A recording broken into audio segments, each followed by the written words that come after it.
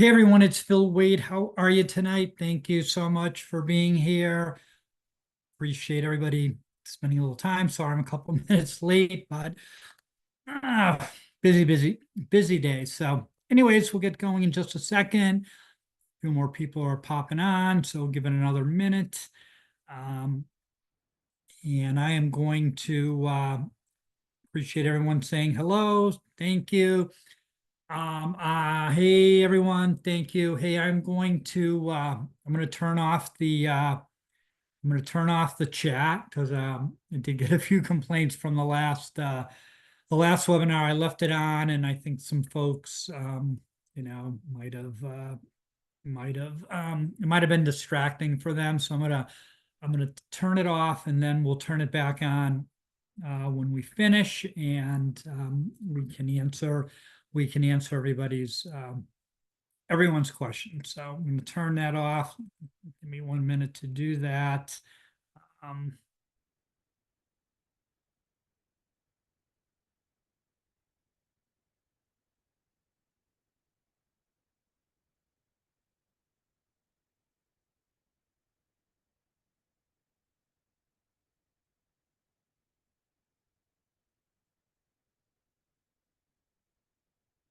all right, so I believe that's off. I'll turn that back on when hopefully it is, but stop. I really appreciate everyone saying hello and everything and questions, but let's kind of get through the presentation. We'll turn that back on. Everybody can ask their questions at that point. We should all be good. All right. So let me move the screen, figure out how to do that. All right. So just a little background on the NAR settlement I'll go quickly through this. I mean, we've all kind of heard it. So, back in September of last year, MLS PIN, which is an MLS up in Massachusetts, basically, loses the case that said you had to offer a minimum amount of commission to the buyer's agent, even if it was $1, right? So they lost, and then that was the beginning of the floodgates. And then shortly thereafter, you could offer zero. And then, that kind of changed. And then still in September of last year, Remax settles Anytime Realty, which is Caldwell Banker, Century 21, Sotheby's. They settle, right? So we can kind of start to see the handwriting on the wall that, this case is not going well for the National Association of Realtors. And then, in fact, the verdict comes in last October, and it's like a 1.87 million judgment against NAR, Keller Williams, Berkshire Hathaway. They were the three parties remaining, and then it was actually treble damages. So huge number, 5.4 billion with a B. They got clean, they got their clock clean. It was bad. And so then in March, NAR enters into a settlement agreement, and the settlement agreement seems to have been accepted. We're moving forward with that. The settlement agreement is good, right? It is really good. There were some changes coming. I think in the end, we're not going to see too much different. Few different things that we're going to have to deal with, but not a ton, and not nearly as bad as it could have been. And I'm going to mention this now, right? So we have to live by the spirit of this settlement agreement, right? And I'm going to go through what the three main points are. Because here's the thing, the federal Justice Department is still kind of mucking around, right, in our business. And what we don't want to have happen, and what they want to have happen, is the seller can pay nothing for that buyer's agent, zero. The buyer has to pay it all, and the seller pays their commission, and that's what they want. And that would really be devastating, right? So this, not devastating. This is more like, hey, we got to get through it. I don't see a lot changing, maybe a little bit, but not a ton, right? So settlement gets entered, and then full implementation, right? We're going to go through what implementation is. Full implementation by August 17th. So we're about a month away. We're getting close, right? I mean, the settlement was now 3 months ago, right? We're getting close now. And again, I did see Southwest Florida MLS. So that's, Naples, Fort Myers, that MLS. They are going to pull the buyer agent commission out starting August 1st, right? So August 17th is the end date, right? But, I think Dalton Wade, I don't know, we're in Florida, 25 MLSs, whatever, they're all going to do this a little bit differently. They're all, so again, each individual MLS is kind of its own entity. So what we do know is that by August 17th, all that, co-broke data, right? Single agent, transaction broker, non-brokerage, right? That is all gone. Gone. And again, if your brokerage takes it out, excuse me, if your MLS takes it out sooner, then those rules for you need to start to apply then, right? If on August 1st there is no co-broke data, then you as an agent, you need that buyer broker agreement like right then. Right then. You can't wait to August 17th, right? Because you may be working with a buyer, they want to put an offer in, and guess what? There's no compensation being paid to you. How are you going to get paid? We're not working for free, right? So, and we're going to talk a little bit more about, the commission agreement, right, from a seller and from a listing brokerage. But the primary focus of tonight's discussion is on that buyer broker agreement. All right. So, so we're going to have some new forms, right? Last week we did the commission agreement. We went through that. That's when you're a buyer's agent and you're, want to make sure you're going to get paid, right? So you're going to need a commission agreement every single time, right? That commission agreement is from either the seller saying they're going to pay you or from the listing brokerage saying they are going to pay you, right? So you're assured of getting your compensation. And if they're not, right, then the buyer is going to pay you. That's why we need the buyer broker agreement. So, if you're in one of those MLSs where this is happening sooner rather than later, right, you're going to need to implement these changes before August 17th. And your board, your MLS, they will keep you up to date on, kind of when that is, when that is all occurring, but it's coming, right? It's coming soon, right? So we've got new buyer broker agreement. We've got those new commission agreements. We talked about those last week. And then it's not out yet, but there's going to be an updated listing agreement. But that's the listing agreement is not, it's not out yet, but my gut is telling me it's really not going to change very much at all. What it's going to, there's going to be an addition that basically says, commissions are no negotiable and not determined by state law, right? Or something to that effect. That's really going to be the only change we'll see is just that disclosure.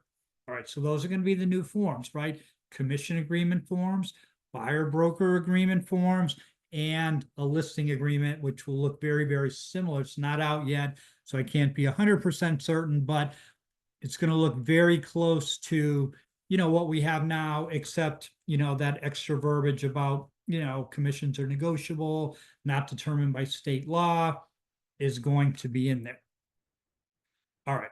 So again, we touched upon this. I got ahead of myself a little bit. So the removal of the co-broker compensation on MLS no later than August 17th.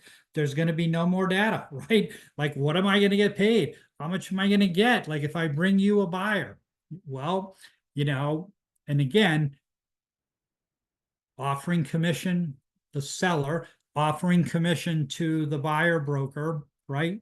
It's not outlawed. It's still legal. It's still acceptable. And I believe it is still going to be the way things get done, right? Because, let's face it, we're not in the greatest market. Sellers are having a hard time, selling their home as it is. And now we want to say, oh, we're not, don't bring me anybody by because I'm not paying anybody. Not sure that makes sense, but we'll see. Right now, there is the potential that some third-party websites could pop up that listing agents are then able to put that data in, right? And it'll be there for buyers agents to see. It just can't be in the MLS. And before, like if we went on Zillow or Redfin, they were getting that buyer broker commission data from the MLS. So that's not going to be possible because those fields are removed, right? Now, again, this is a personal preference, right? As buyer's agent, when you're going to do this. If it was me, like I am not asking every showing that my client wants to go on if they're offering commission, compensation. I'm going to wait and see which property my client has interest in, and then I'm going to ask, right? Because, it's going to create a heck of a lot of work.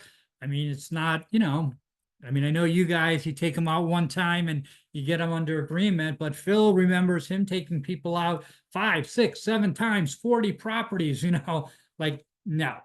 When they find something, they're ready to offer, then I'm going to find out.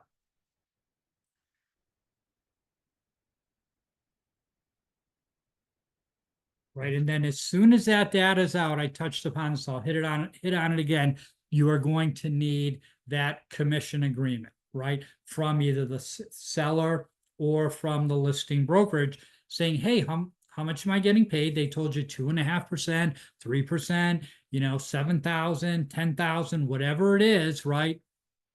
And then that document is going to memorialize it. Right, it's going to memorialize it just in case. That was one of the great things about the MLS was we always got paid, always, never a question.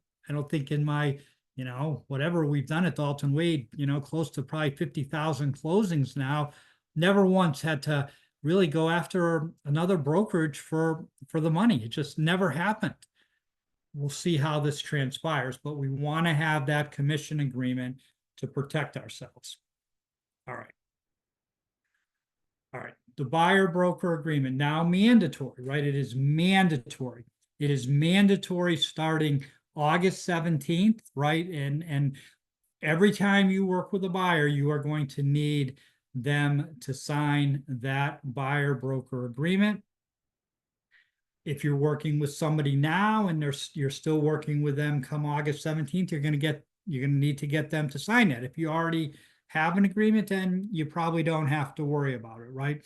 So, it's going to make it, transparent, clear, right? It's going to help memorialize our relationship. Now we sometimes work with buyers and it's very loosey-goosey, right? And that's going away, right? This is better. This is better. No more getting jilted. No more, working with a buyer and then they go somewhere else or they go to an open house and they end up working with a listing agent or the buyer's dad tells them you need to work with my agent. All that is going away because now you have that signed buyer broker agreement and every realtor needs to have that. So it's not like just, oh, I'm the only one asking for this. No, everybody's going to be asking for it. It's going to be very difficult, for a consumer to work with an agent, right? A realtor without it. It's really impossible, right?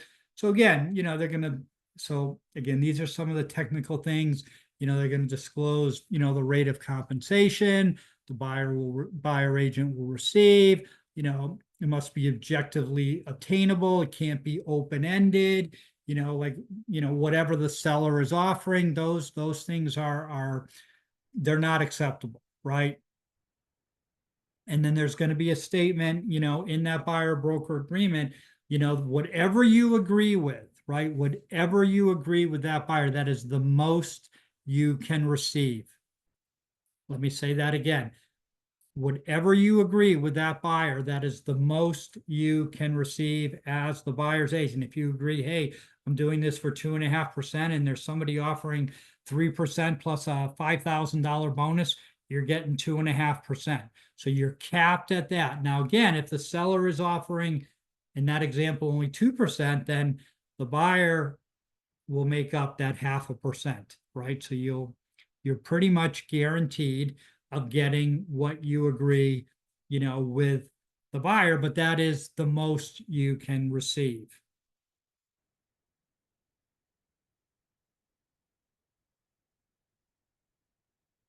And what type of buyer broker agreement are we going to enter into, right? Is it going to be, limited service? Is it going to be transactional, single agent, right?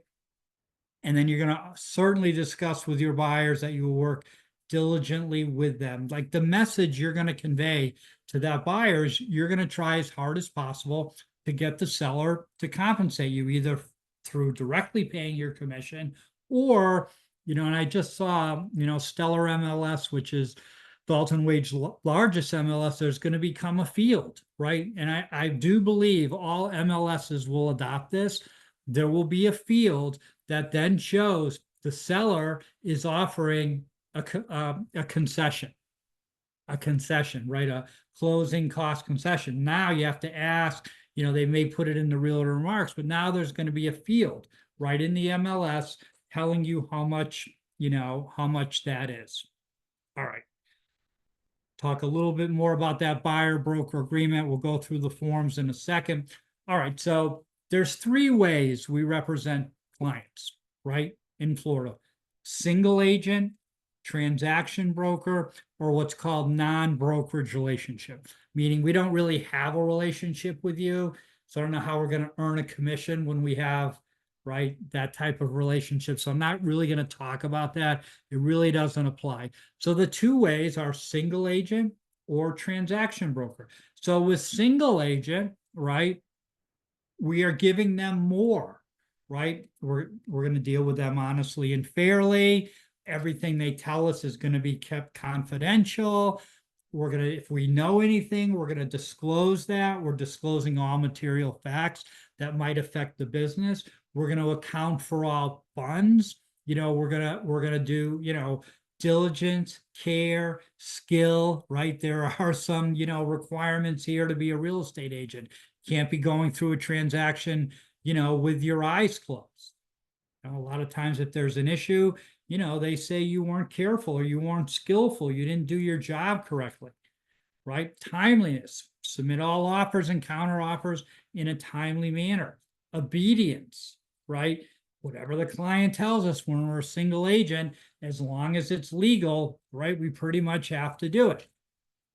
And then transaction broker, very similar, except there are a few things that are not included, right?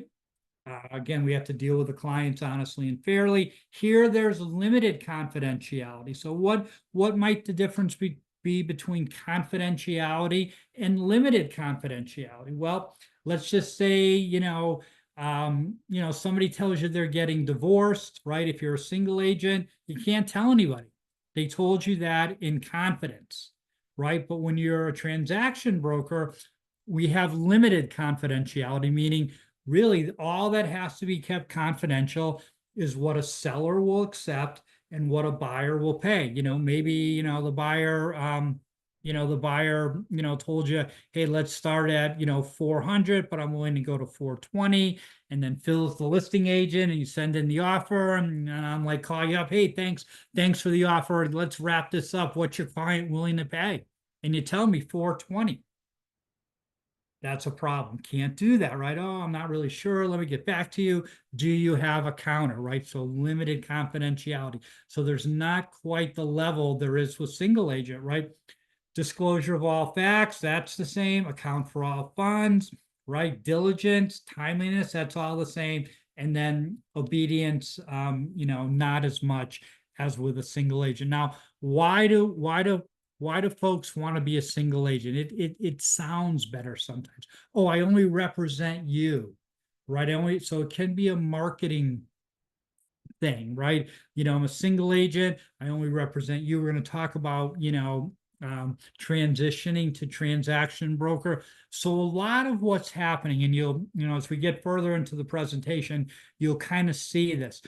What's really happening is that, the listing agreement and now the buyer or broker agreement, they're going to have a lot of the same attributes, right? They're going to have a lot of the same attributes. So you got to decide what am I, right? Sometimes it's easier to be a transaction broker. That way, if there's a Dalton Wade listing, right, and you want to bring your buyer by, you can do that. if you're a single agent, and you're showing a Dalton Wade listing, you have to transition to transaction broker. You cannot be a single agent, right? Transaction broker is what allows us to have both sides of the transaction, either one agent or two Dalton Wade agents. And when we do that, we're neutral, right? So you got to decide, how are you going to be representing, that buyer? All right. So then we have the forms. So we've got, I'll take a spin through those. So we have, this is the one for transaction broker. It is, and when you read it, I'm not going to go through each section. I have a summary at the end, right? So really the only thing different between transaction broker and single agent is at the end, where we tell the client how we're representing them. Same thing with a listing agreement, right? When I believe it's paragraph 10 on the listing agreement, it says transaction broker, or paragraph 10 can say single agent. Everything else is exactly the same except paragraph 10. Here, it's right at the end. It's right at the end under, acknowledgements, notifications. I know this is small, it's probably hard to see, right? But there it is telling that buyer how you're representing them, either as a transaction broker or as a single agent. And then, here's the single agent form, exactly the same, except for that one section at the end. Again, it's going to say single agent instead of transaction broker. And then here are the non-brokerage, so we're not going to go over that. Again, I mean, I don't even know why a buyer would sign this, because you're not really doing anything for them. And then here's the one where it says transition to transaction broker. So again, remember, right, we want to get this right. We want to do a good job. So if you're, promoting yourself, hey, I want to be a single agent, right? And it's a Dalton Wade listing, you are going to have to transition to transaction broker. Just like on the listing side, if we're a single agent and we want to bring a Dalton Wade buyer agent customer by, we have to transition there as well, right? So what allows us to have both sides is that we are a transaction broker. So if you're not a transaction broker on the listing side or on the buyer agent side, if you're showing Keller Williams Properties or Caldwell Banker or Century 21, all fine, no issue. It's only when it's in-house, when we potentially have both sides. All right, so things to know about, right? Things to know about in that buyer broker agreement. You can have a retainer. You can have a retainer, right? I'm not going to just work with you for free. You need to pay me. And again, when I say pay you, it is always paid to Dalton Wade, and then we pay you. You can never, ever, ever. This is like the number one thing for Freck. This is the quickest way to lose your license, is accept money from somebody, a check, cash, right? Can't do that. So if you're going to have a retainer, right? Hey, I'm going to work with you, but you need to pay me $2,500, right? Again, that check needs to be made out to Dalton Wade. And then what is our compensation, right? Can be a percentage, can be a fixed dollar amount. Then similar to a listing agreement, we have a protection period, meaning, hey, I worked with you. My agreement with you was for 90 days. Let's say you entered into it today, and now it's October 15th, 3 months from now, and it's expiring, and you took them to a house or you showed them a property, right? And then they end up making an offer and buying that home. You are protected. So you have to fill in how long are you protected for. Now, the protection period goes away if they end up signing another buyer broker agreement with another realtor, right? Then we have conditional termination, right? I mean, I know this would never happen to anybody here, but sometimes people want to cancel us. They want to not work with us. Maybe they didn't like us, right? It happens, right? So again, just like a listing agreement, it's the same exact concept now, right? Hey, how much how much do you need to pay me, right, to conditionally terminate me? $1,000, $500, right? And then again, it's still going to be in effect, right? You know, these agreements are what are called bilateral. Bilateral, meaning both parties have to agree. A lot of times, the seller, oh, I don't want to work with that agent. I want out. No, you don't get out. You can't get out unless both parties agree. That is going to be the same here. Both parties have to agree. This is my favorite one. I am so glad. I am so glad they put this in. So now this buyer broker agreement actually has some teeth. I put a big smiley sign there, right? It has some teeth, right? Now it's similar to a listing agreement. What do I mean? Well, now, hey, they don't pay us. That buyer doesn't pay us. We can sue them. And if we do, the losing party has to pay court costs and the prevailing party's legal fees. So before, oh, hey, they gypped me out of a $12,000 commission. But to litigate that, to chase them down for that was probably going to cost me that, and maybe more. So why do I even want to do that? Doesn't make any business sense. Well, now, right, they're on the hook for our attorney fees. They're on the hook for the court costs, right? So it has a lot more teeth, and really now it is actually enforceable. We can enforce it. All right, assignability, right? Assignability. So this happens, very, very rarely, but it does occasionally. Somebody leaves, right? Somebody leaves, or somebody is new coming to Dalton Wade, and you have a buyer broker agreement, right? You sign that, you're at your, Century 21, and you're, coming over to Dalton Wade, and you have 3 buyer broker agreements signed.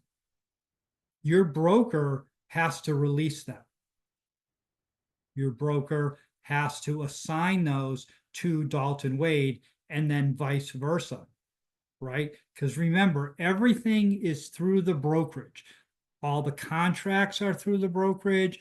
The buyer broker agreement is the brokerage and the consumer making a contract, right? So again, you can't just like, oh, I left and now I signed a new one. No, you can't do that. So that would be assigned, to your new broker. Then what type of brokerage relationship at the end, transaction broker or single agent, right? And then there's an acknowledgement and understanding, can't modify this agreement unless it's in writing. And then, as we've discussed over and over again, there's an explicit statement there saying commissions are negotiable, right? So that's the actual forms. These are the highlights, right? Read through the forms, right? Go through them. We'll probably, not probably, we are going to, probably in the next week or two, we'll institute, kind of just like we do with the listing agreement, we will add the buyer broker agreement, and we will go through and have trainings on every single section. Not enough time for that tonight, so you can read it yourself. But what I just went through, those are the highlights. All right, so here's where the rubber kind of meets the road, right? How are we going to get the clients to sign it? How are we going to get the clients to sign it? This is probably, the thing that is probably on most folks' mind. How am I going to do that? So let's do this. Let's divide it into two groups. Group 1, a referral, a past client, somebody right? You have a relationship with them. Probably easier to get them to sign that buyer broker agreement. Again, what will happen in practice is this will become the norm, right? Where it may be trickier, where it may be harder, is that lead from Zillow, that lead from realtor.com, any internet lead, right? Facebook, right? Where you're just meeting that person and you're off and running, right? And you're at that first showing. that's where it's going to be harder. You don't have that relationship yet. It's sometimes, it takes time to build, right? So what are you going to do? Well, you can use, the Dalton Wade buyer broker presentation. It's editable. You can customize it to you.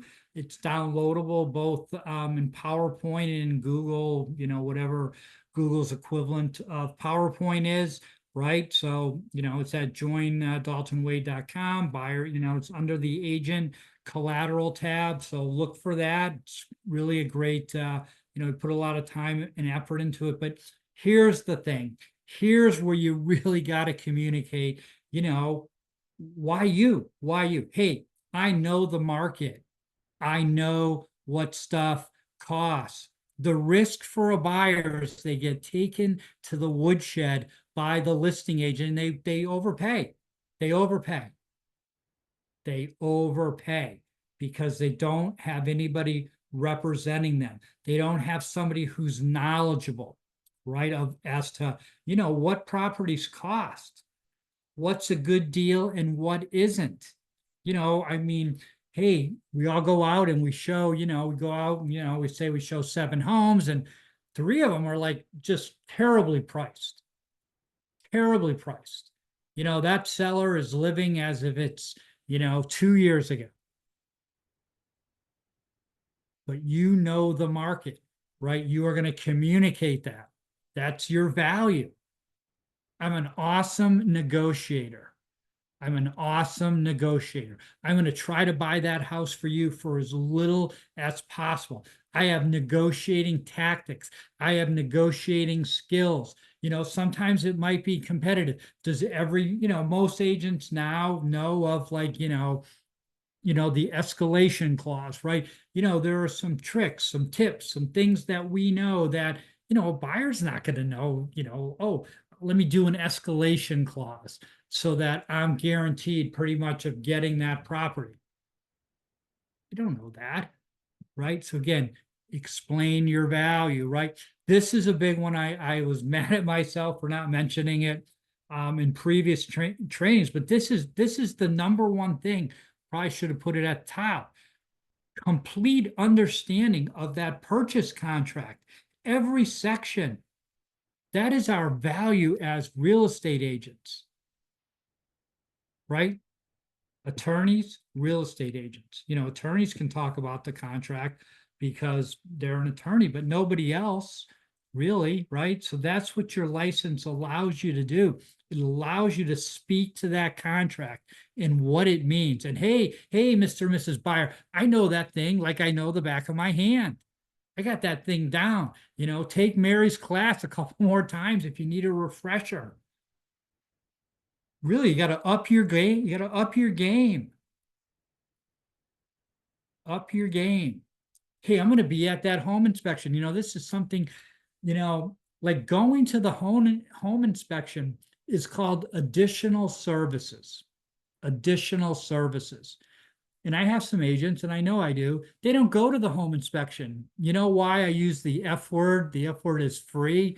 I'm not using that here, but I use the L word, right? They are lazy. They are lazy. That's why they don't go. It's terrible. I can't even believe that's how they operate, but they do.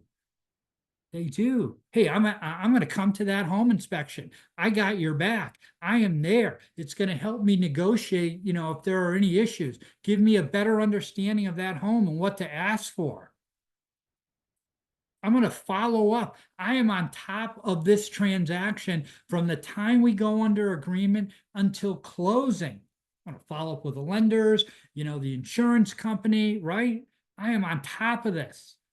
I'm going to help you. I'm going to make your life buying this home easier, right? And I am resourceful. I have a lot of professional contacts, including lenders, insurance companies, inspectors, title companies. Those many times are involved in the transaction, and many buyers don't have any relationships. So I'm gonna turn you on a few of my relationships to see if they, if they help us. I'm going to be at that final walkthrough. I'm going to make sure that property is being turned over to you in the way it should be, which is basically the same way we saw it when we first looked at the property, except for minor wear and tear. You're not going to, find out, oh, the AC died or this happened, right? I am there. I've got your back. I got you covered. That's why you're hiring me. I'm going to be at that closing. I'm going to be at that closing. I want to make sure everything goes well. I want to make sure the title company is going to explain the charges, right? What you're paying.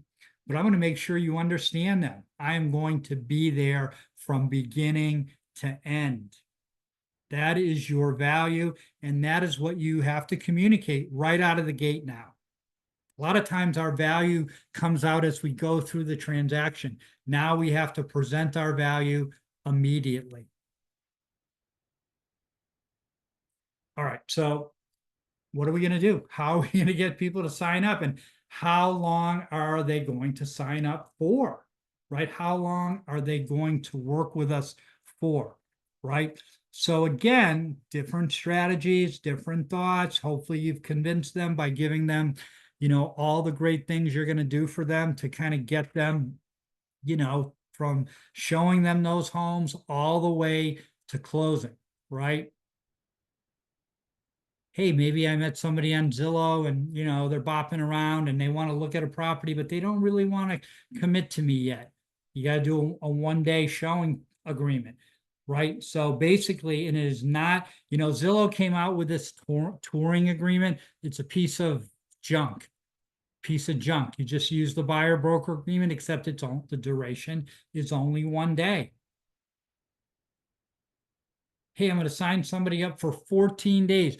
I'm going to work with you for the next 2 weeks, and I'm going to see how we do together. I'm going to see how you like me, because I know I am so damn good that they would never want to work with anybody else. And if I only get them for 14 days, I know I'm going to get them to re-sign, maybe this time for 60 days. I used to take 30-day listings. Why did I do that? Agents are taught, oh, try to get a year, 6 months, lock them down, screw the customer. I used to do 30 days. Why? Because I believed in myself that after 30 days, if I didn't have that household, they're signing up with me again because I do a great job. That is the message. That is what you're communicating. 30 to 60 days, right? Additional commitment, right? Better, longer is better. We have them locked up. That's better. Maybe it's somebody we know, right? Referral, past client, right? They're going to sign for whatever you tell them because they've worked with you before. Or, maybe you say, hey, the minimum I do is 60 days. These are all personal preferences. Personal preferences. I think it's one of the great things of Dalton Wade. I let you guys do what you think is best for your business. The only rule I have is that it's legal. We're not doing anything illegal, right? We don't want that, right? So again, maybe you get them longer, great. Maybe you get them, for a shorter period of time, but it's a personal decision. How are you going to run your business? You got to get ready for this. This is coming. If you're in Fort Myers, Naples, it's coming in a couple weeks. Everywhere else, we're 1 month away. We're getting there. Spend some time. Think about it. Get prepared. Be ready. And then again, as you're talking to that, potential buyer, right? You're going to stress, you're going to negotiate hard for them. You're going to negotiate to get that seller to pay you, right? Either, directly through, them paying your commission, or through using that seller credit, which is really the same thing. It's just, cast a little bit differently, right? Now, just on that seller credit, we can't say, in the additional terms, buyer is requesting, a $10,000 seller credit to pay the real estate commission to the buyer's agent. Can't do that. Can't do that. Has to be seller to pay, whatever it is, $10,000 in buyer's closing costs, prepaids, non-allowables. And then you might say, well, what if when they allocate their closing costs, they don't allocate it to me? You got the buyer broker agreement. You're covered. you're covered. So they're gonna allocate that to you because they know they're gonna have to pay us.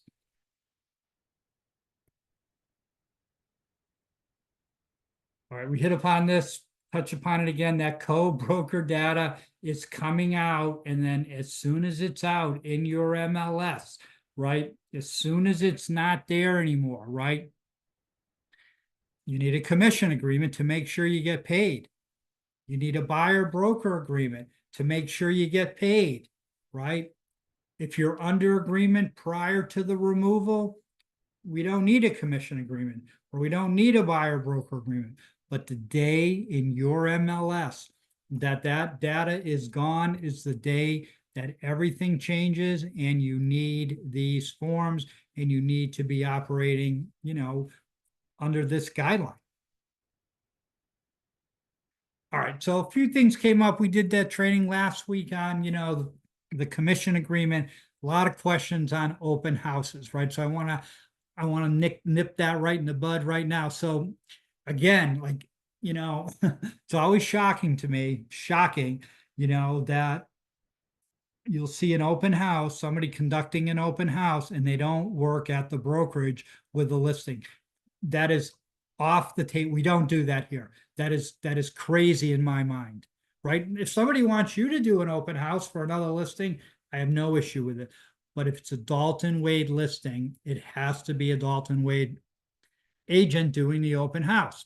All right, so we have that open house connect, right? We're trying to match up, Dalton Wade agents with listing agents. Open house is a great way to meet, buyers for free, right? It's a good, I got, tons of clients that way. So again, I want you to think about this. So if it's your listing, there's no issue, right? But if it's, if you're doing an open house on, another agent's behalf, it would behoove you to have a conversation with them and maybe even get an email, from them that says, hey, this is how we're going to do it, right? If you end up representing that buyer, you're going to get, the buyer broker commission. If you want to, sign a buyer broker agreement with them, you can. But, if the listing agent says, hey, you're going to get this, I will arbitrate that, you will get it. And so you may want the buyer broker agreement, but when it's all in-house, technically we don't really need it. All right, and then if it's a showing, right? Sometimes, oh, I'm busy, can you show my property for me? Listing agent, here's $100, show my property, right? What if you write an offer? Same as above, right? You want to make sure you have an understanding, hey, if I end up writing an offer, I'm going to get paid. If I end up having that client as, my client, I am going to get compensated. And then in terms of Dalton Wade compliance, so any transaction entered into after 8/17, we're going to need that mandatory signed buyer broker agreement, right? Going to have that's going to become mandatory. It's going to be a mandatory document. It's got to be in your file, right, for you to get paid. We need that. There's no not having it. Same with that commission agreement, right? If, again, we want to have those documents to protect ourselves and to make sure we get paid. All right, guys, let me turn on the chat and we will take some questions. Hold on one second. All right, so I've opened this up. Let's see. Not sure if I turn the chat off because it looks like there's some questions in here. All right, let me scroll back and kind of get by the hellos and kind of go through them. All right. Hey, Ernesto, how are you? Yes, if you go on, he's asking, do we have a video, from last week? Yep. If you go on the Join Dalton Wade website, training, recorded webinars, it's there. Click on it. The passcode is right underneath it. You'll be able to access that. Let's see. So Mark D says, so exactly when do we get the buyer to agree to pay a commission? Before you show them a property. Before you show them a property. Now, I don't know how I'm going to enforce that, right? Because I don't know when you showed them the property, but here's what I'm going to do, right? If you end up putting an offer in, you need a signed buyer broker agreement. But the settlement agreement, how we're supposed to be operating is you are not showing anybody a property without that signed buyer broker agreement. Maybe you show them the property and then at the end, you ask them to sign it, maybe ask them to sign it at the beginning, right? But we need that signed. Yeah, it's hard to know what people know, right? I mean, hard to know what people know. We don't know, but we're gonna talk to them. We're gonna communicate. We're the experts. That's been one of the complaints about realtors is they keep people in the dark to their benefit. Now it's much more transparent. Aaron says, yes, this is all about transparency. So they need to understand before you show them the property. Set up a short 15-minute meet right just before the showing. Do a Zoom, right? If you don't have Zoom, get it. Have a Zoom, and present to them. Multiple showings, once you have the buyer broker, agreement, you can show them 100 properties. Got to have it though. What if the seller's offering to pay the buyer rate? That's awesome. Then, the buyer even, so think of it like this. It protects us all around, right? It protects us all around. My opinion, most sellers are still going to offer compensation to a buyer's agent. They'd be foolish not to. When this all broke, it was like, oh, buyer's agents are going away. No, I don't think so. I don't think so. Maybe listing agents are going away. Maybe people will throw their listing up on ML, as a flat fee only, right? And I don't know. I mean, listing agents do a lot, don't get me wrong, right? But we don't know. So the seller is offering to pay the buyer agent commission, great. You're going to communicate that, to your buyer. Maybe if they're not, then that's not the house for them. Art Alexander, so if the seller will offer 3%, the buyer has 2 points, then you will not be able to accept half. Nope, you only get 2.5. You get what is the most you can get is whatever is on that buyer broker agreement.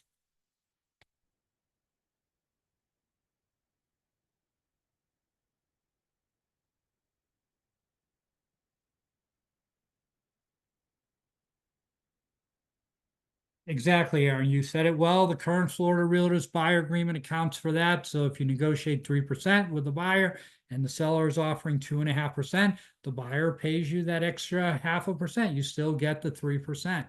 So that you're capped out at whatever is on the buyer broker agreement. Bonuses, builder bonuses, they're going away.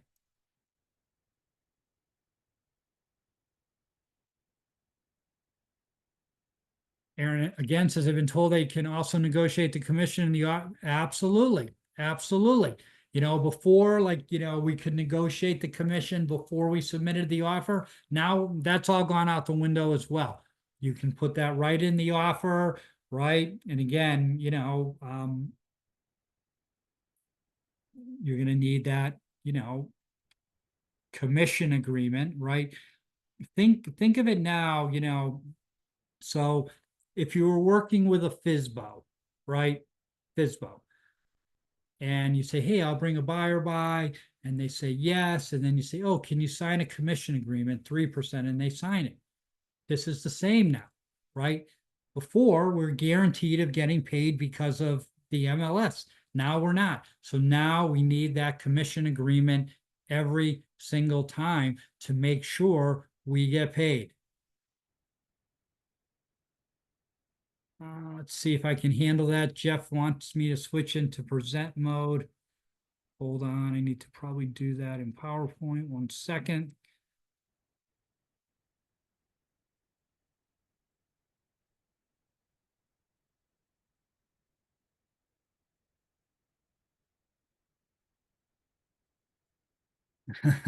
I figured it out. I probably should have done that, but unfortunately, when I do that, it does make it difficult to find the question. So anyways, again, this will be available, probably tomorrow afternoon. Take a read through it, take another look. Get those questions. Hold on.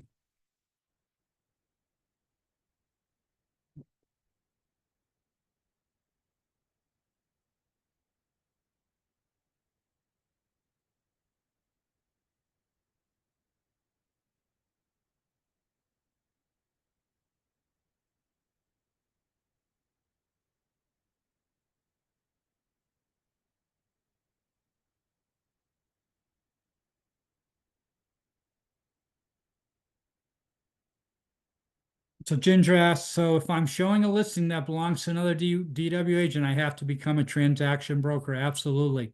Absolutely. Both of you do.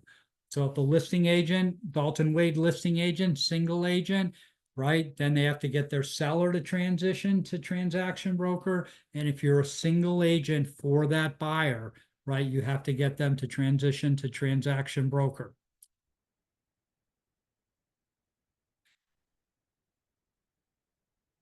They do. Hey, Pedro, thank you. Good point. They do usually want you to do that before you submit the offer, right at showing. So again, but if the offer goes in, we definitely need that. Um, so again, if it's the same brokerage, right, we can only be transaction brokerages on both sides.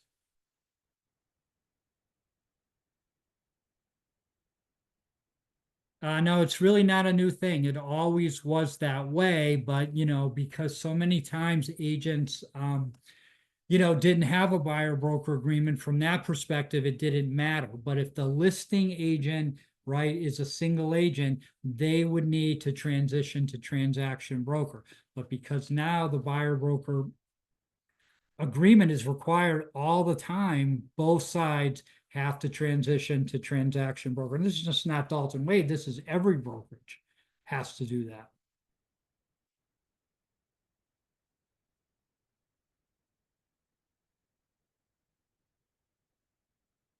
Thank you, Brett. Exactly. It always been that way. You have to, have before you show the listing, which is why the single agent was consented is the best one to use and covers you, right? And yeah, exactly. And that's why they have that transition, to transaction broker form.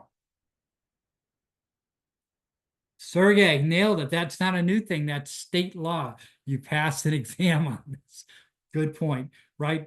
Sometimes we forget things, I mean, right? That's a little bit of a refresher course here, but yeah, I mean, that is one of the things, they teach on, right? Is the whole agency relationship and how we're representing our clients.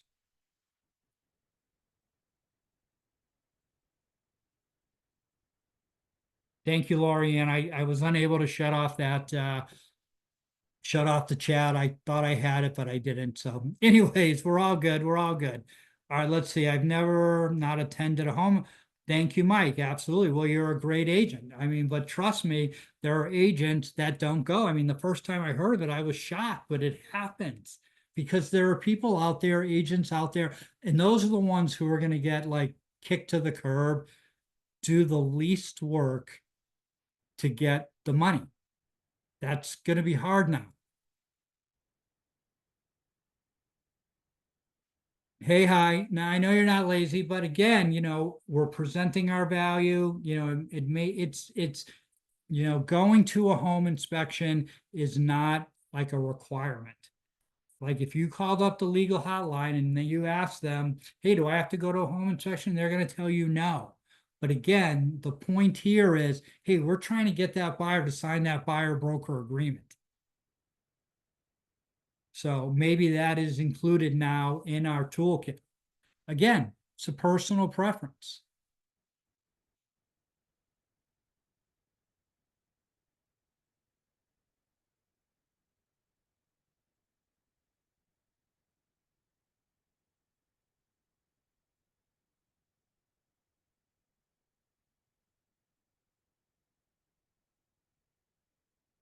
Yeah, yeah, you do. Unfortunately, Heidi, do we have to talk about the commission charge on the first showing?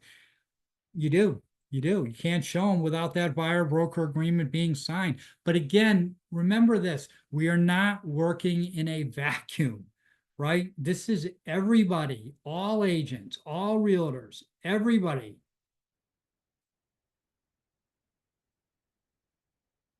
right? So, if they don't want to sign it for you, they're going to have to sign it with somebody else.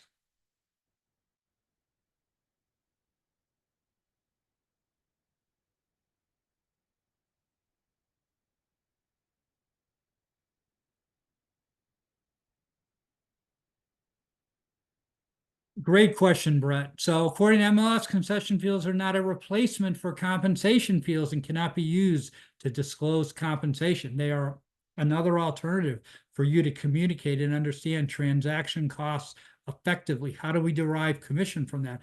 It's not us deriving the commission from it. It's the buyer saying of my closing costs, I want this much allocated to my buyer agent commission. Let me say that again, right? So, and it goes back to, we can't say, if we ask for a concession, we can't say, oh, this concession is to pay my commission. No, can't do that. That is illegal, quite honestly. What you can do, same verbiage, right? Buyer closing costs, prepaids, non-allowables of that money, right? Some of it can be allocated at the buyer's choice to pay the buyer's agent commission. Why wouldn't they want to do that? Because if they don't, then they're paying it themselves. Thank you, Sergey.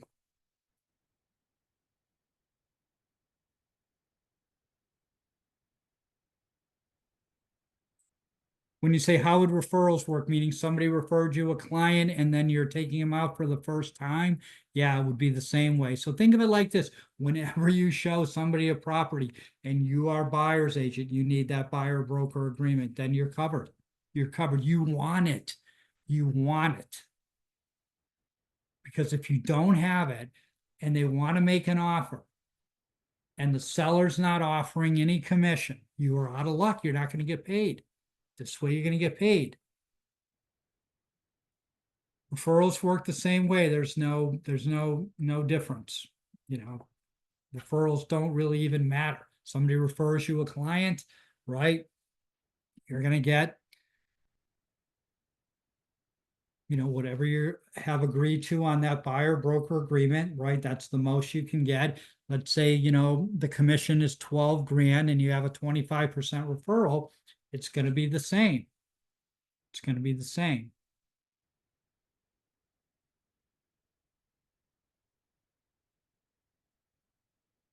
Absolutely. Yep. Brent, you nailed it. We need a buyer broker agreement before showing or at showing and a commission agreement at offer. That is correct. That is what you need.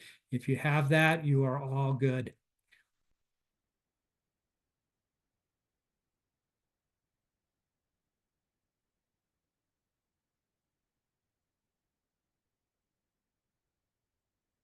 All right. Great question. Right, Cherish, also for listings already live, what paperwork changes do we need to do once August 17th occurs?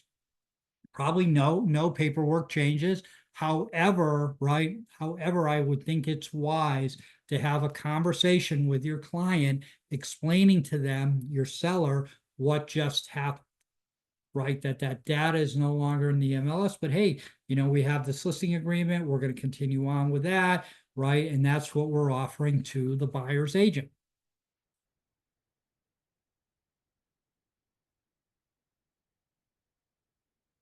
Hey, Nikki, how are you? I don't believe that. I mean, again, they could be if they are able to,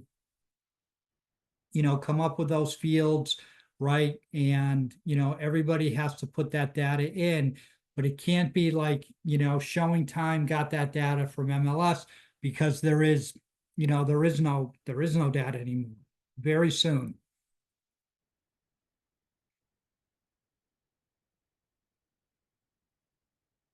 Hey, Carolyn, how are you? Great question. What if I'm working new construction, already under contract, but they're closing after August 17th? You are good. You don't need anything. Nothing. I would definitely print out that MLS sheet, right?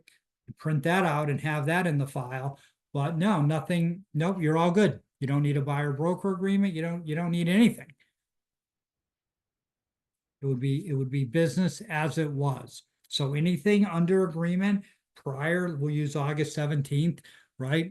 Anything under agreement prior to August 17th, none of this applies.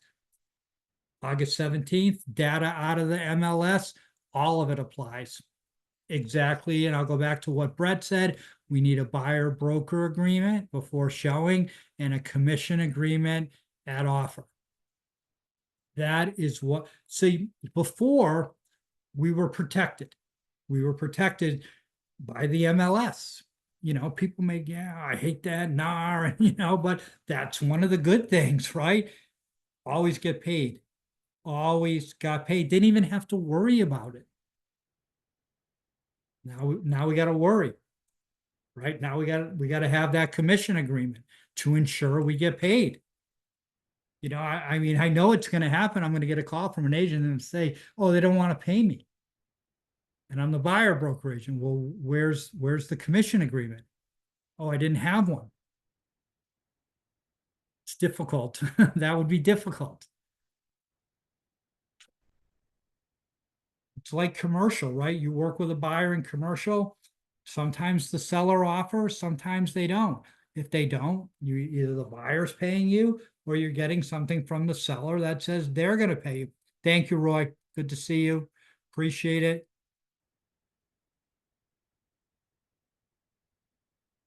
Hey, Marva, absolutely not. This does not affect your ability to hire a transaction coordinator. Not at all. Ronnie says, do you need a buyer broker to show a rental home? Good question, but I don't believe that to be the case. But I will get back. I'm gonna write that down. I'm 99% certain, but I will get back to you on that. Good question. I don't believe that to be the case.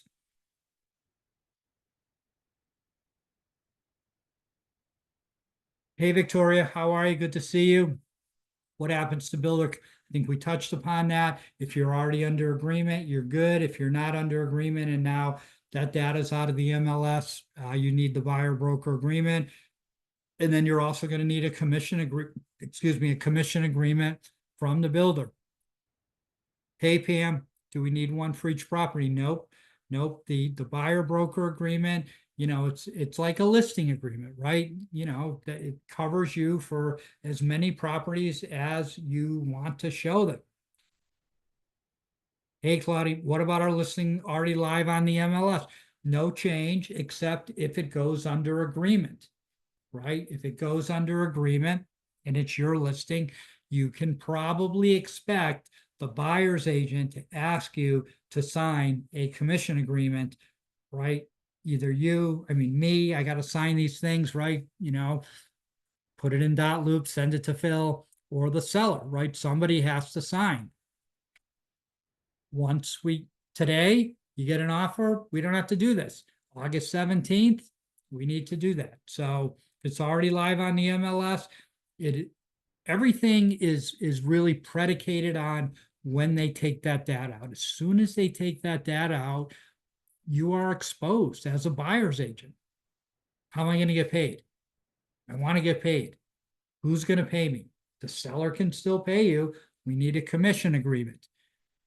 The seller is offering 2% and the buyer, had agreed to pay you 2.5%, you get the extra 0.5%. It covers us.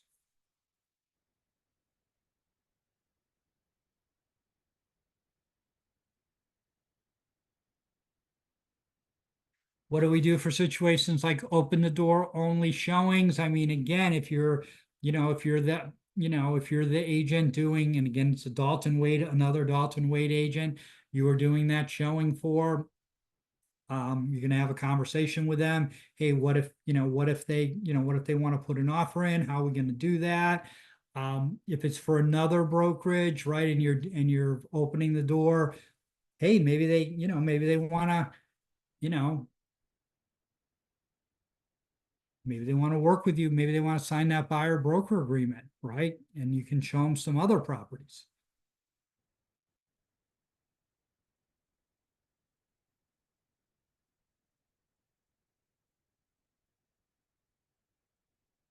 Hey, Troy, how are you? It's automatically going to go away. It could potentially go away earlier than August 17th. I mean, that's kind of the drop dead date. As I mentioned, that Southwest Florida MLS going away August 1st. Thank you, Johnny. You're a wise man. Johnny says, I meant to say, do not work with anyone without a buyer broker agreement. I mean, we're too lenient up in Georgia, as an example. They don't take somebody out without it. Here,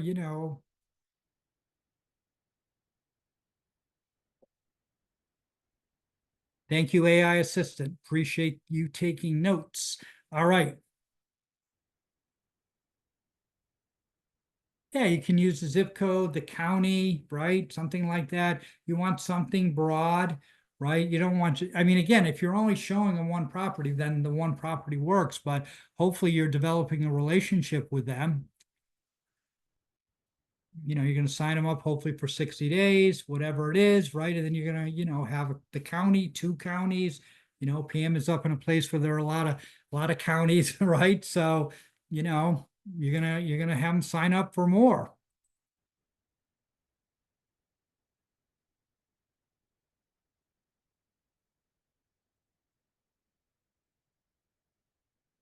It can be Sherry, how are you? It can be an addendum, right? An addendum would work. Um, Yep. I mean, again, we don't want confusion. Again, I mean, it's a discussion. Hey, in case you want to terminate me, you owe me this, but then you're really not, able to work with anybody else until this expires.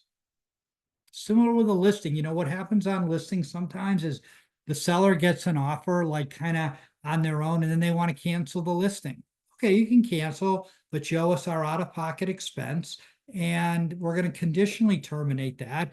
And if you go under agreement and you sell the house, you still owe us the commission. Same thing here, except if they re-sign up with another realtor brokerage, right? Then it kind of all goes out the window in terms of us getting paid down the road. That protection period ends.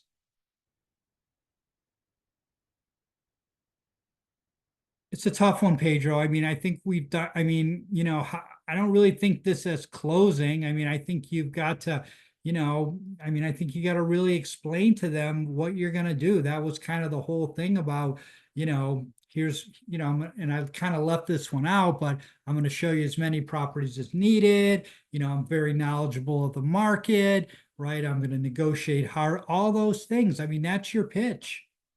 That's your pitch. Your pitch is your value, and you want to be able to, you know, have that in a format that, a lot of times we just, and I'm guilty of this. You meet them, you hit it off and off you go. Well, now I think it needs to be, think of it like, when you go on a listing presentation, you tell them what you're going to do, how you're going to sell their house. So now when you're going to go on a buyer presentation or you're talking with a buyer, you're going to, tell them what you're going to do. If you need some more coaching, I'm happy to do that. Let me know.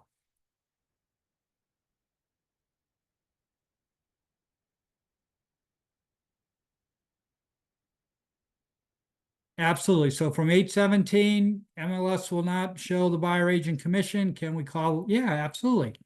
Absolutely. Now, again, I mean, it's a personal preference. You're taking somebody out on, 7 properties, right? They wanted to see them, they requested them. Am I calling all 7 and asking them what the commission is? No. I'm waiting to see which one they like, and then I'm going to ask on that, or maybe they like a couple. Hey, Michelle, I had an incident where I'm listing agent, the buyer agent already tried to get another 1% from the seller with the verbiage on simply saying for their buyer brokerage agreement. When I told them nice try, they tried to add it on top of the sales price. That was worse for the seller as was increased taxes, title insurance.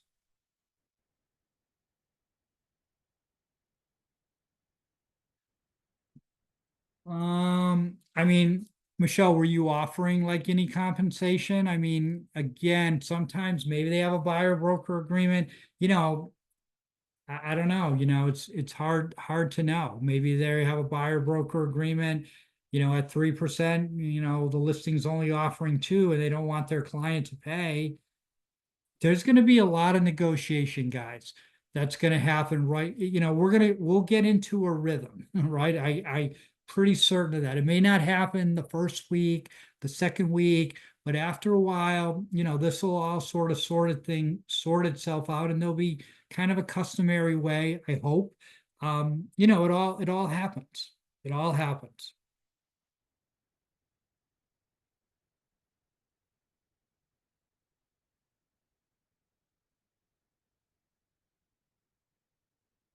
Moses says, I'm getting ready to list the property. I'm charging my seller 5% because I'm paying the buyer's agent 2%. Is that bad? I don't know if that's bad. I mean, you're getting 3%, they're getting 2%. I mean, do you feel, and does your seller feel that you're doing more work, there's more effort, right? I mean, if it's negotiations, right? If you can negotiate that, more power to you. No, there's nothing bad about that. There's nothing bad about that. I mean, you could get an offer where they're asking you to pay 2.5%. And maybe you reduce yours, or maybe you get an extra 0.5% out of the seller. There's going to be some, kind of back and forth. Patricia, you cannot say up to 3%. Nope, can't do that. That's a good question, but unfortunately, that does not work. That is so it can't be open-ended, right? Can't be open-ended. It has to be 3%, not up to. That word up to would be a problem.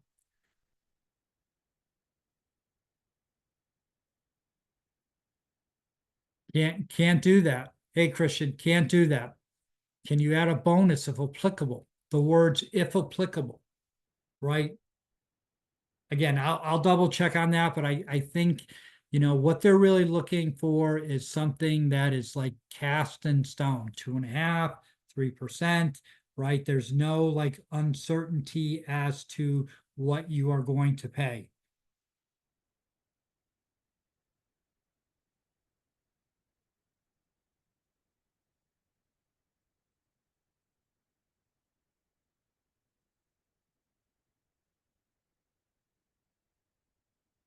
Hey, Jimmy. Yep. Yeah, I mean, again, I mentioned this. I do think it's wise if you have a listing to just tell the seller what's going on, right? And then again, things can always be changed, even now. Like, right, this is something that's not new.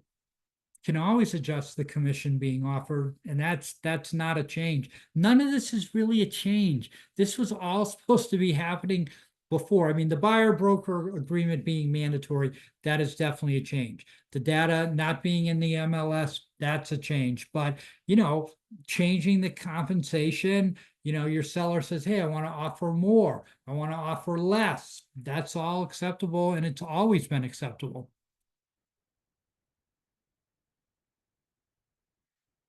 Hey, Charnel, how are you? No, the buyer needs to pay this at closing. I haven't really heard of anybody yet allowing this to be factored into their loan, except through the seller concession, right? Because if you think about what is the seller concession, right? The seller concession really is the buyer paying more, right? And then the seller giving a little bit, that's kind of factored into their loan. So, but it's kind of factored in through the back door, right? In terms of, how much their loan is, but it's not directly factored into their loan. At least as of the moment, I've read nothing that says, that's changing.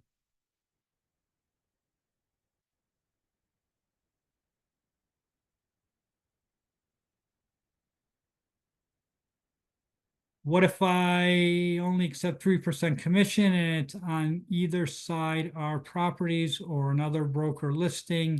How can the buyer make the difference? Well, they can make the difference by making a payment, right? If you have something for 3% from them and the buyer's agent is only excuse me, the listing agent is only giving 2.5%, then the extra 0.5%, either you're going to say, hey, we're going to modify that. You really only owe me 2.5%, or you're going to have to, collect it from them.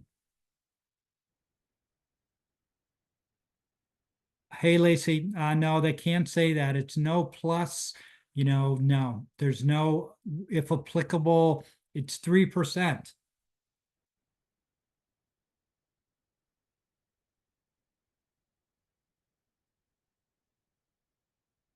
No, because again, so what they're trying to do really is it's definitive. It's like black and white. You're getting 3% or you're getting 2.5%. It's not, well, I'm getting this, but then if this happens, I'm getting something else. That's all. That's not how this works. That would be a problem.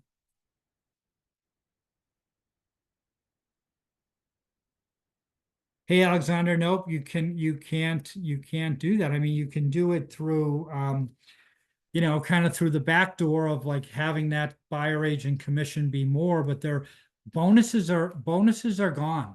Bonuses are gone. Bonuses are gone. I always I always had my concerns about bonuses, and really who I know who they benefit. They benefit the agent. So what all this is about is like is really, oh, you got this bonus. Well, why? Why? So now it's black and white. You're getting 2.5%. You're getting 3%.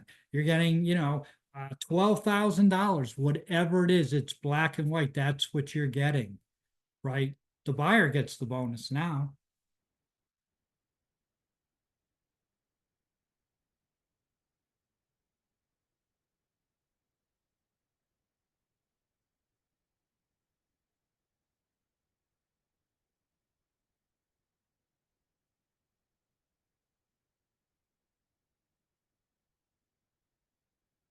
All right, Diane, how you doing? So no, no, no, no, don't, you're not thinking about this completely correctly. So think of it like this. So Diane's question is, what if you have the seller listing and a buyer comes along with no realtor? Seller agrees to pay a commission. So I write up the offer and give them a buyer agreement. You're not going to give them a buyer agreement. You don't need to give them a buyer agreement. You don't need to give them a buyer agreement. You don't need to, because it's your listing. Now, if you're a single agent, you're going to need to transition to transaction broker. Then you get the whole commission. If you had, I mean, does everybody know what like variable rate commission is? Let me spend a minute on that. So say you're getting, 6%, but then if you find the buyer, you're only going to charge them 4%. That's called variable rate. That needs to be disclosed in the MLS. Well, let's not, it's more for kind of educational purposes, but let's say, your listing's 5% and you find the buyer, you get 5%. You don't need a buyer broker agreement. Now, if you took them out and you like, one of my one thing I got really good at was meeting buyers at my listings. And then like, I tried to sell them the listing, but a lot of times they didn't buy it, but then they bought me. They bought me and I ended up working with them. Well, now next time I show them that first property, then I need that buyer broker agreement. But on my listing, your listing, you don't need it.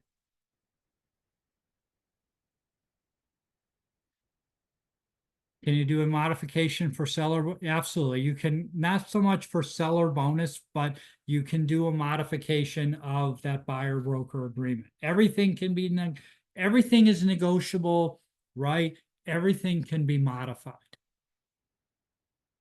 No, no. Hey, Jessica, no solution on that, unfortunately, at the moment. Again, that's a good one for the seller concession, right? The seller concession.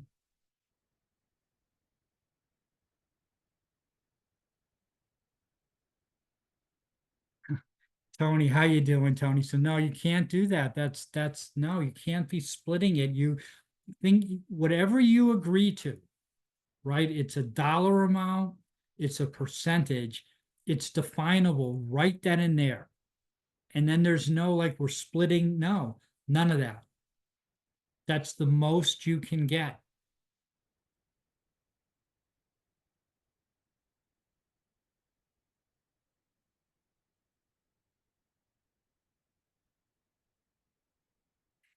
Jeffrey O. Good one, man. I love it.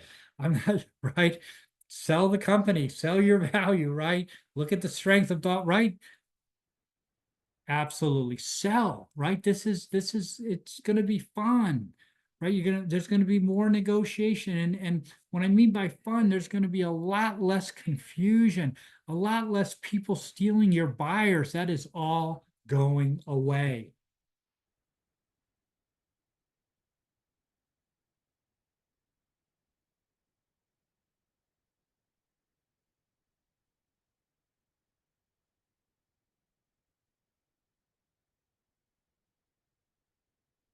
That is a good question. If the seller agent is offering 2% from Alexandria to the buyer's agent, but the buyer agent has an agreement with the buyer for 1%, does the 1% go back to the seller or the seller's agent? I would say it goes back to the seller's agent.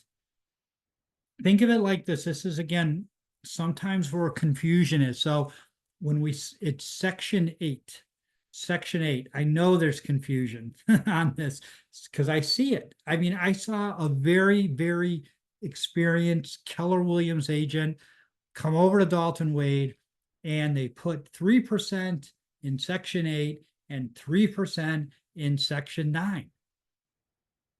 We are working for zero, zero, right? So again,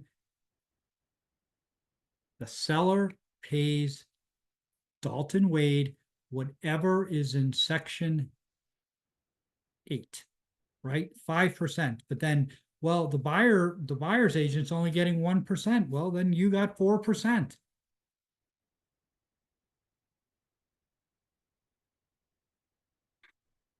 Hey, Michelle, is there any specific verbiage that Dalton Wade would want us to write out on the contracts? Could you elaborate a little bit more on that? Yeah, I mean, again, the longer you can get somebody to agree, it is better. It is better. But sometimes, we can't get them to sign 12 months. Everything is negotiable, right? The commission is negotiable. How long the agreement is for is negotiable. And that is now the same for working with buyers.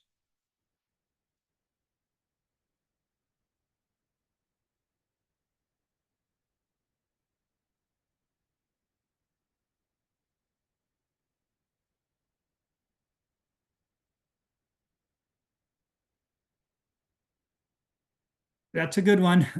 Thank you, Susan. I mean, we can definitely work on that. I mean, we can work on that. I don't it probably is something that's not that difficult to do, but I will put that on the list and it's not going to happen like in a week, but hopefully we are still a month out, hopefully in the not too distant future. But that is a good one. That is a good one.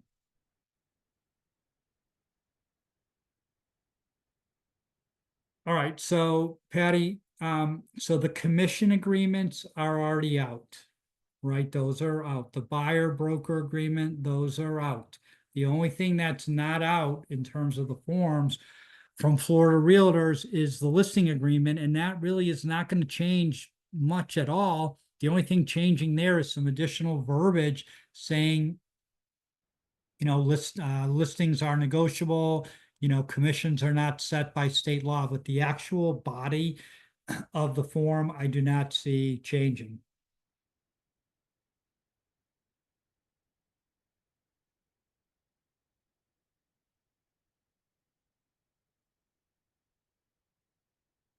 Yadira, that's a good question. Should we ask selling agent for compensation in writing? Yeah, I mean, we need a signed agreement, right? Commission agreement either from the seller or from the listing brokerage. If you don't have that and then they're not paying, yeah, you are covered, but it would be better like your buyer isn't paying it. That's, we don't want that. That's harder. That's harder. That's why we're gonna negotiate to, have the seller pay. That's what we're gonna do. And then we're gonna memorialize that by having that commission agreement.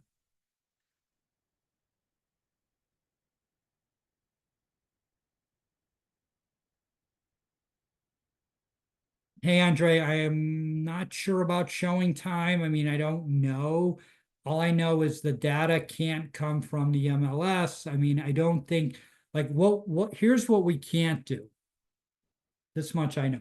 We can't put in the realtor mark seller offering 3%, buyer agent commission. We can't, put a note in showing time with that same information. Now, if there's a third party website, like Susan mentioned, CaldwellBankerCommissions.com, that's something, that is acceptable. Because what's happening there is somebody's entering that data, and then agents from other brokerages have to go there to see.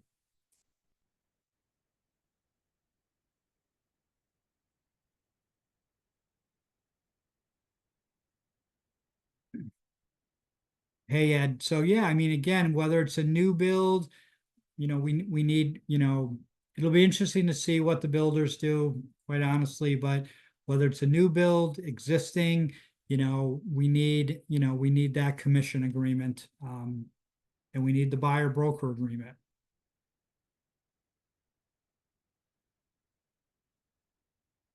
New home build is no different, right? Think of it like this, right? You're going to have that buyer broker agreement. You're always going to have that. And then again, you're going to get from the builder a commission agreement stating, hey, here's how much I'm paying you as the buyer's agent.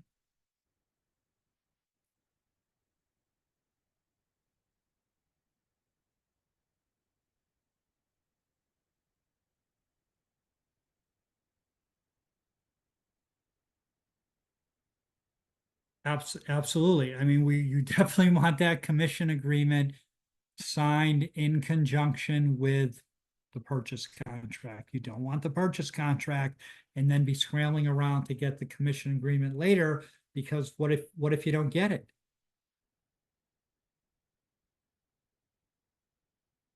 Hey, Russ, yep. If seller refuses commission to buyer agent, then we must ask buyer to pay. Well, maybe that's not the house for the buyer then. Maybe they're better off buying a house where the seller is offering that. Have to see.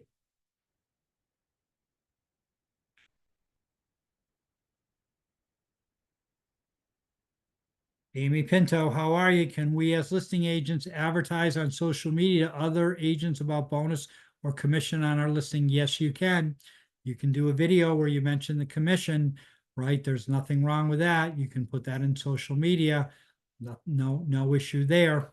Yep. So you can do it, just can't be advertised in the MLS, right? It can't be advertised in the realtor remarks, can't be advertised, really anywhere that's, I mean, maybe showing time, I don't know.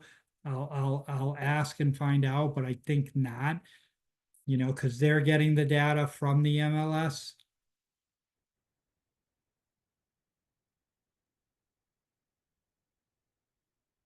Thank you, Donna. So Donna took a class. It doesn't pertain to rentals. Thank you. Good to know.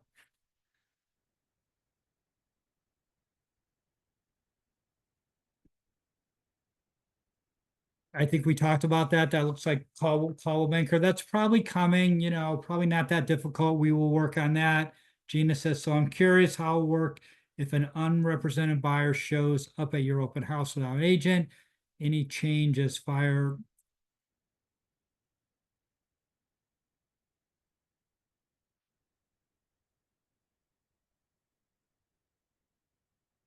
That's a good question, because really what you'd want to be asking that buyers, have they signed, because here you said unrepresented. So if they're not represented, then their agent isn't gonna, I think what you're meaning though, they were unrepresented at the open house, meaning the buyer's agent didn't go there, right? But if they have the buyer broker agreement, then, they're under agreement, and, that buyer's agent is gonna get compensated either by the seller or by the buyer.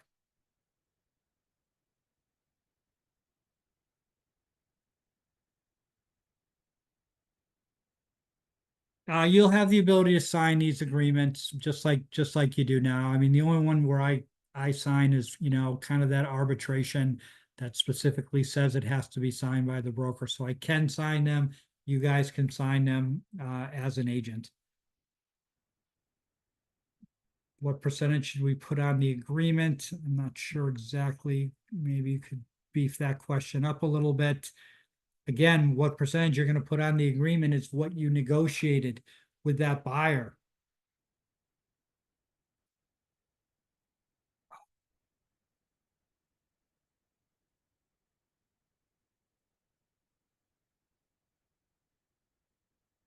Hey, Carrie, when you say, can we charge a transaction fee or is that illegal now? Who are you charging the transaction fee to? The buyer? If it's to the buyer, then no, you can't. You can't do something like 2%, plus 395. But I will double check that. Good question. It's been a bit, Johnny. Good to see you as well. See,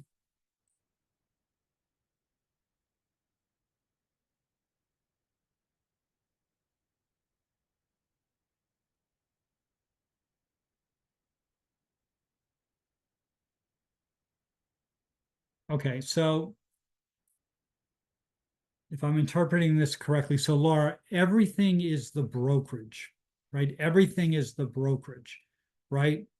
So the brokerage has an agreement, right? So somebody opening the door, right? If they're a Dalton Wade agent, which they should be, right? So we already know what we're going to get paid. Now, that person opening the door, what is your deal with them? Hey, if they open the door and then, that buyer wants to make an offer, what do you like? What are they getting? All right, Mel, thank you.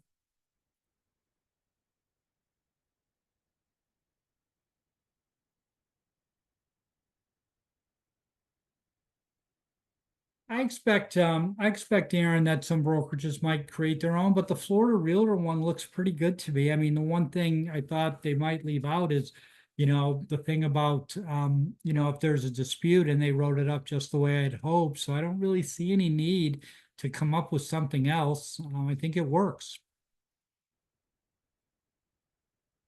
Yep, Brent, they're in dot loop. They are there.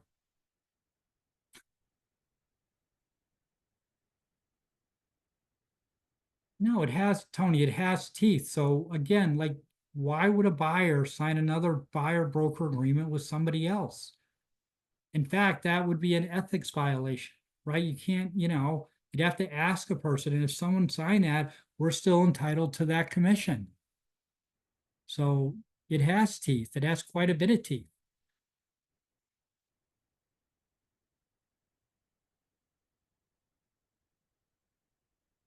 Yeah, the new forms are out. We have them. They're there.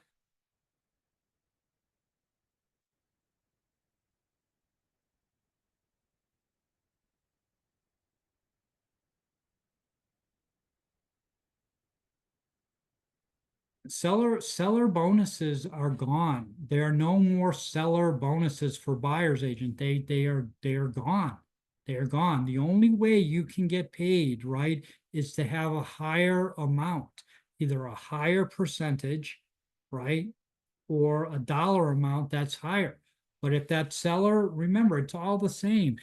All you're getting, the most you're getting is what is on that buyer broker agreement.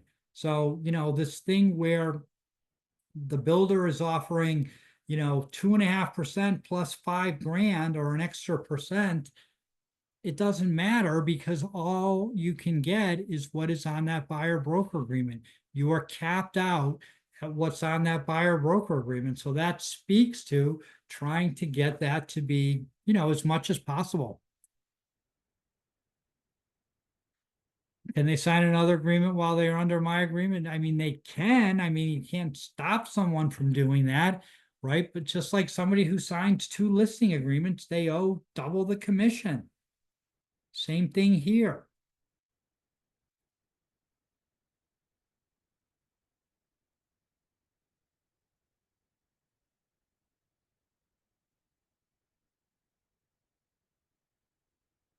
Hey, Blake, no, no, no, no, you're protected. You're protected from them buying anything. You're not, people, again, like, the good thing of the buyer broker agreement is something just like you described can't happen anymore. You're going to go to the title company and you're going to show them your buyer broker agreement, and they're going to say, oh, you need to get paid. You're not out of luck. You're out of luck if you don't have a buyer broker agreement.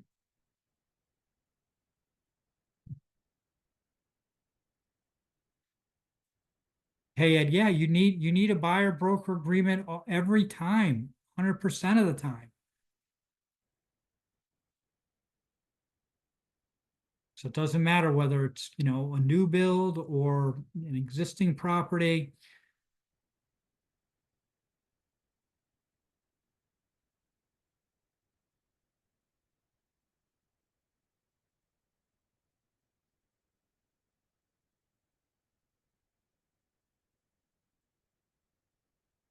Well, I think Laura, so Laura's concerned that somebody's gonna, sign a buyer broker agreement with somebody else. Well, how you're gonna know is when you call them up and you say, hey, would you like to look at some properties with me this weekend? Or they start ghosting you. That's how you're gonna know.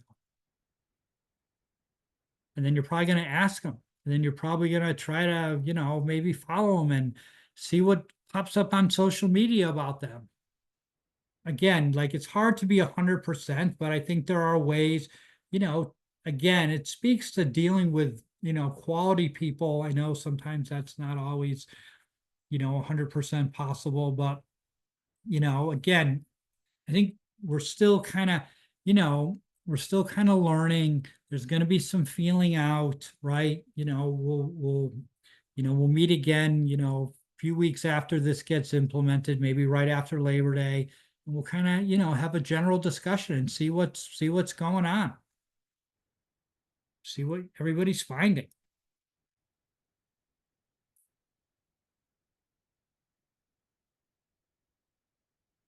I mean, you could do that, Chris. You can always modify, you can always modify the agreement. There's nothing wrong with that. You can do that, but that would probably have to be before, the offer was accepted.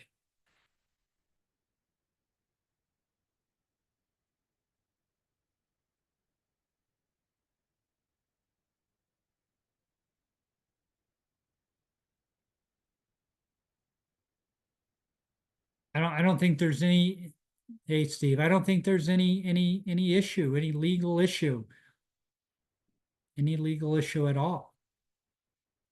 Again, the issue would be how you write up that concession. You can't write up the concession saying seller, to pay $10,000 buyer agent commission.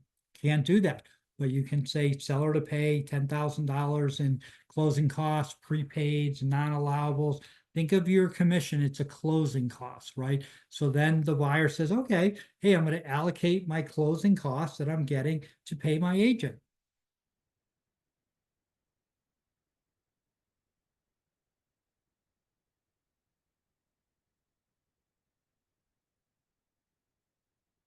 All right, we'll do a few more here. Let's see. I'm still confused. If the buyer agrees to pay 3% via the buyer broker agreement and the seller agrees to pay the buyer's agent 3%, who actually pays the 3%? The seller. The seller does. The seller does. Sellers can still offer buyer's agent commission. That was the whole big thing. Do you think of this, think of how bad this would have been, right? How bad this could have been if they outlawed sellers from paying anything to a buyer's agent. That's what the Justice Department still is angling for. That's why when this gets implemented, right, we gotta, there's, we gotta do the right thing. We gotta do the right thing, right? And again, how did this all come about? I mean, it just didn't magically happen. It came about because a lot of times, and again, I don't know what went on. I don't know what goes on in Kansas City, Missouri, but I have my gut feeling my gut feeling, there's a place in Florida, I'm not gonna say where it is, but if you are in that market, all the listings, the buyer agent listing is 3%, pretty much across the board. Why? Well, there's 3 or 4 big brokerages, and that's what they tell their agents they gotta do, or they can't take the listing. So what we're fearful of at the end of the day, what we're really fearful of is that the Justice Department says that settlement agreement, that's a bunch of malarkey. You guys just did some hocus pocus and it's still the same, still the same. And we're really going to make some changes. We don't want that. We do not want that. But to answer your question, the seller would pay. The seller can still pay.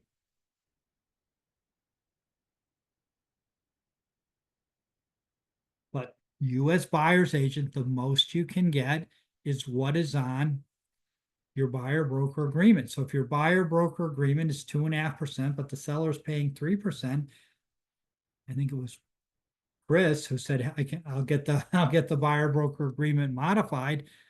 That's fine. That's fine. But the most you can receive is what it says on the buyer broker agreement. Thank you, Shelley. Appreciate you being here. We'll take a few more questions.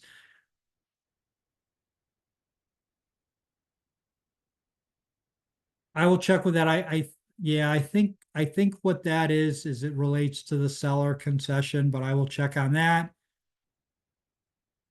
Sounds good, Monty. I will do that when.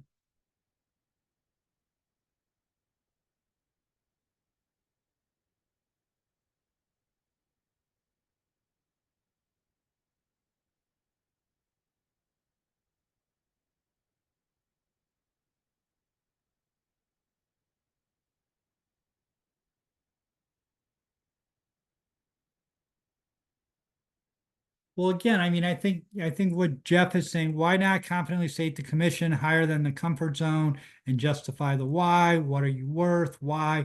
Realtors should not and do not have to change the starting point of commission, convert to total cost of transaction, negotiate to pull the proper levers as needed to achieve the closing of the property. What are the motivators? Whose motivation? Here's the thing. Everybody, sellers, buyers, they're all really focused on the commission, the commission. You know, I gave that example of the for sale by owner who thought he was smart and offered 2.5% commission to a buyer's agent, didn't have a listing agent, and then he marketed his house dramatically under what it was worth because he didn't know what he was doing, right? It's not really the commission, it's how much a seller gets and how much a buyer pays at the end, right? So what you're communicating is, hey, I'm really good at negotiating. You know, I know a lot. I've done this, right? I've seen things. That's going to help me either get you more money if you're working with a seller, or buy that house for less if you're working with that buyer.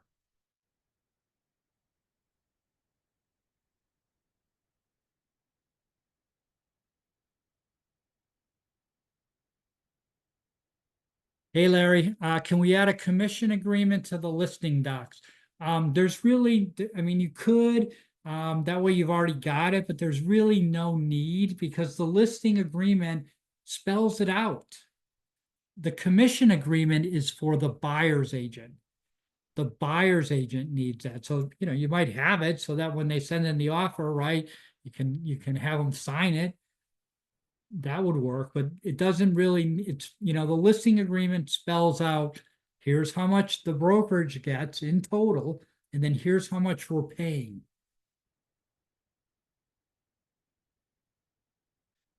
Ernesto wants to know, can we negotiate the commission with the seller? If no commission, then we can move on to the next property and not show the property. No, you can't do that. You can't do that. You can't do that. That's no, that is old school. That's what happened before. Oh, how much are they offering me? Oh, you know, and that was one of the things that got us in trouble. Certain MLSs, you could sort the listings by what commission was paid. So are you working for yourself or are you working for your client? Well, now you don't have to worry about that, Ernesto, right? Because your buyer will pay you.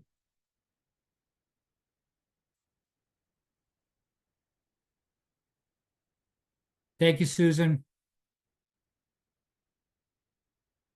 Absolutely. Amy says, I have my own website. Can I add buyer agent commission there? Yes, you can. Just can't be in the MLS in any way. You know, they called it the great loophole. It's kind of what they said. So again, right?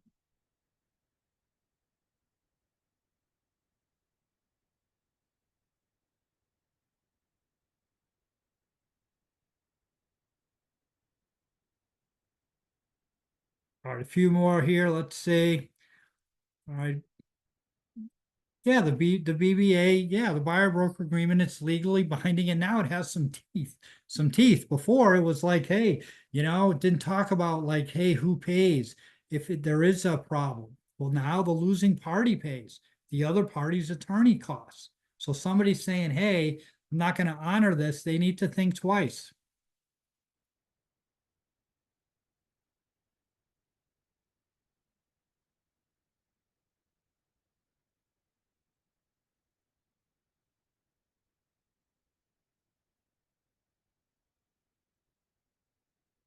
Yeah, you can explain that to the buyers. Yeah, I mean, you have an agreement. They really shouldn't be working with somebody else. And I think this really goes to, can I explain to buyers that we're signing for 6 months agreement. If they go with someone else, they owe me a commission if they buy a home within the 6 months. Yes, but really what you want to explain to them and what that other agent should, I mean, again, if somebody says, you got to ask them, are you under agreement? Do you have a buyer broker agreement with someone else? And if they say yes, you're supposed to like disengage. Hey, Monique, Monique wants to know if there'll be a recording. We don't send it out, but it is up on the Join Dalton Wade website, under the training tab, under recorded webinars. So it'll be there tomorrow. Okay, a couple more here. Let's see.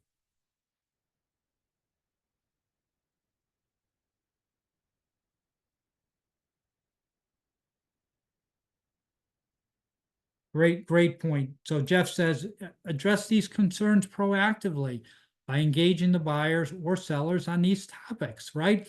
This is all about transparency, communicating, letting people know too much of it was hidden. The curtain's getting pulled back. And if you pull it back and you do a good job pulling it back, you should have no problem having somebody sign on with you.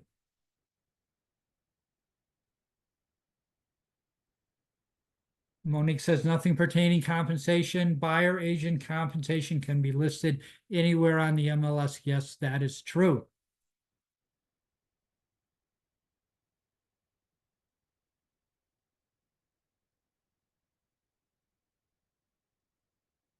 Moses says, I feel like there is a bit of a contradiction. If the buyer is paying 3% and the seller is also paying 3%, it falls on the seller to pay the buyer's commission. What is different when the buyer is paying 2%, but the seller is paying 3%? How is it okay.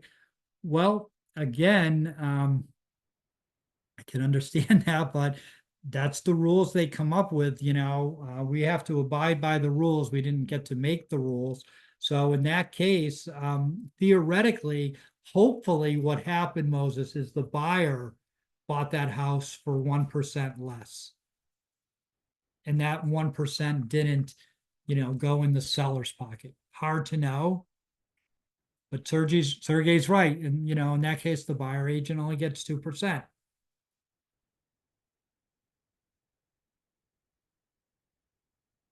Thank you, Aaron. Have a drink and read through it. Absolutely.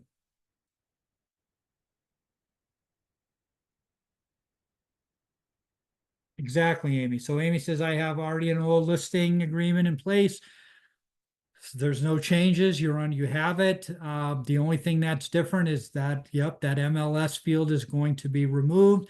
And the one other thing that potentially is different is that when you receive an offer, you are going to have a compensation agreement submitted by the buyer's agent that will need to be signed, because saying, hey, this is what, again, if we have a listing, the listing brokerage can sign it or the seller can sign it.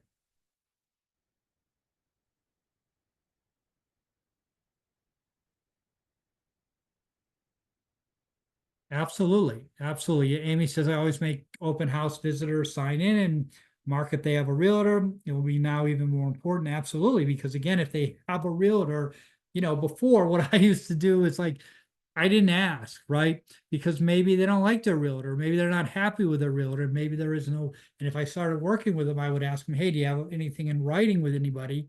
Now everybody's going to have something in writing.